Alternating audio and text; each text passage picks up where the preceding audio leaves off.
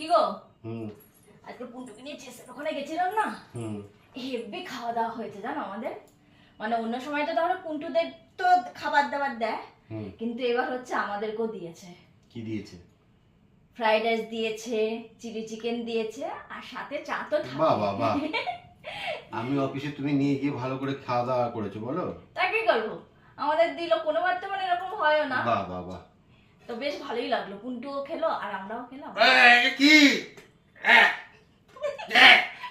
কি বানিয়েছে এটা?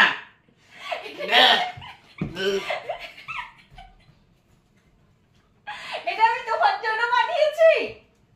এটা তো মার জন্য বানিয়েছি। তুমি খেলে কেন? আমাকে বলেছে এটা তোমাকে খেতে। কি এটা? আরে শিউলি ফুলের পাতার বড়া করে। ইস কি বিচ্ছিরি। আমি ভাবছি তুমি বোধহয় ভালো ভালো খাবারের কথা বলে আমার জন্য ভালো কিছু খাবার নিয়ে এসছো। ছি, আমি কি তোমাকে বলেছি খেতে? যা তা একদম যা তা।